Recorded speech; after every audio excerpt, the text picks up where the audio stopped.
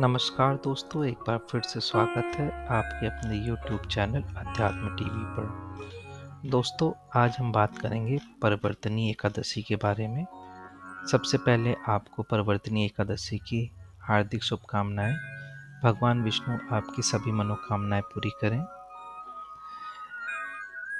तो चलिए आज का वीडियो शुरू करते हैं। एक समय युधिष्ठिर महाराज ने भगवान श्री कृष्ण से पूछा, हे ब्रह्मांड के पालक कर्ता, हे श्री कृष्ण, भाद्रपद मास के शुक्ल पक्ष में कौन सी एकादशी आती है? इसके अधिष्ठाता विग्रह कौन है? कृपया इसका विस्तार पूर्वक वर्णन करें। भगवान श्री कृष्ण ने उत्तर दिया, हे राजन, भाद्रपद मास के शुक्ल पक्ष में आने वाली एकादशी को परिवर्तनी एकादशी कहते हैं। इसे वामन एकादशी भी कहा जाता है। जो भी इस एकादशी का पालन करता है उसे महान पुण्य प्राप्त होता है।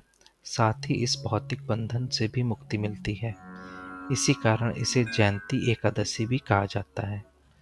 सिर्फ एक एकादशी की महिमा का श्रवण करने से व्यक्ति अपने पूर्व जन्म के पाप से मुक्त हो जाता है। यह व्रत इतना श्रेष्ठ है कि इसके पालन से व्यक्ति को अश्वमेध यज्ञ के बराबर फल प्राप्त होता है। जो भी इस व्रत का पालन करना चाहता है उसे इस दिन भगवान वामन देव की आराधना करनी चाहिए। ऐसा करने से वह ब्रह्मा, विष्णु और महेश तीनों देवों की पूजा कर लेता है। मृत्यु के समय वह निसंदेह भगवान हरि के धाम को प्राप्त करता है। तीनों लोकों में इससे उत्तम कोई व्रत नहीं है। इस दिन भगवान विष्णु करवट बदलते हैं, इसलिए इसे परिवर्तनी एकादशी कहा जाता है। त्रेता युग में बलि नाम का एक दैत्याचार राजा था। यद्यपि उसका जन्म असुर कुल में हुआ था, लेकिन वह भगवान विष्णु का परम भक्त था।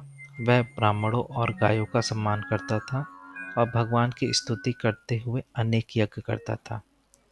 अपने पुण्य कर्मों के अर्जित शक्ति के माध्यम से एक बार उसने देवराज इंद्र को युद्ध में पराजित कर स्वर्ग लोक पर अधिकार कर लिया। इससे चिंतित होकर सभी देवता अपने गुरु बृहस्पति के साथ भगवान नारायण के पास पहुंचे और प्रार्थना की कि वे इस विपत्ति से मुक्ति दिलाएं। देवताओं की प्रार्थना से प्रसन्न होकर भगवान श्रीहरि ने वामन रूप धारण करने का निश्चय लिया। इस प्रकार भगवान माता आदित्य और कश्यप ऋषि के पुत्र के रूप में बौने ब्राह्मण वामन देव के रूप में प्रकट हुए। वे बलि महाराज के यज्ञ स्थल पर पहुंचे और भिक्षा मांगी। वामन देव ने उनसे केवल 3 पग भूमि दान करने को कहा। बलि महाराज ने बिना सोचे वचन दे दिया। तब वामन देव ने अपना आकार विराट कर लिया।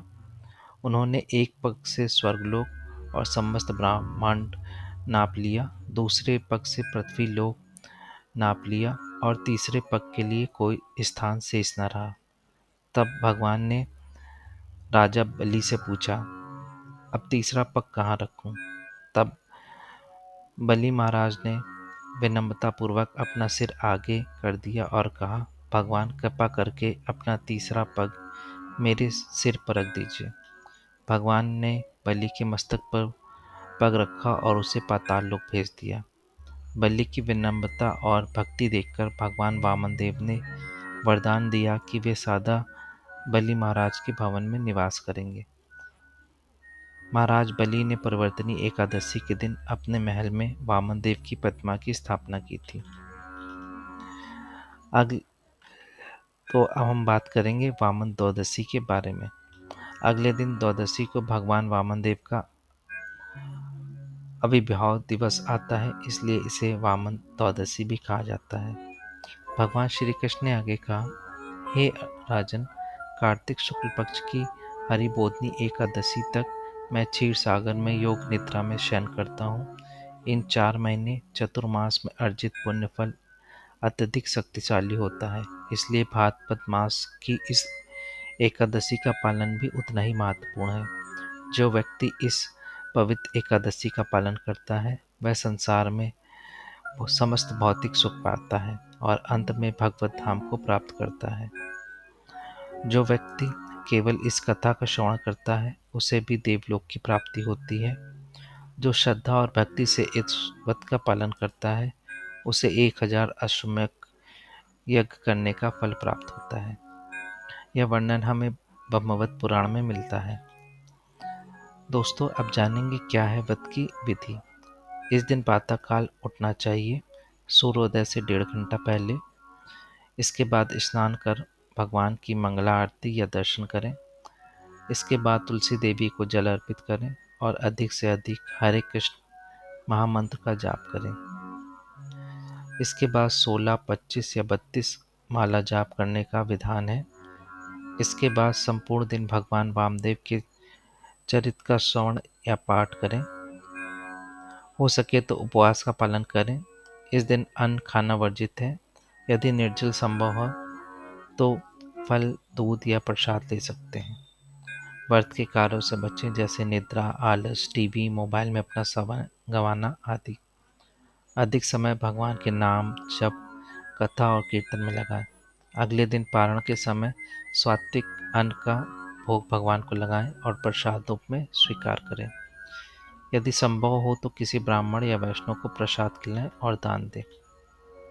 यदि आपको यह कथा अच्छी लगी हो तो इसे लाइक करें और अपने मित्रों और परिवार के साथ साझा करें। ऐसी कथा सुनने के लिए हमारे चैनल अध्यात्म टीवी को सब्सक्राइब करें।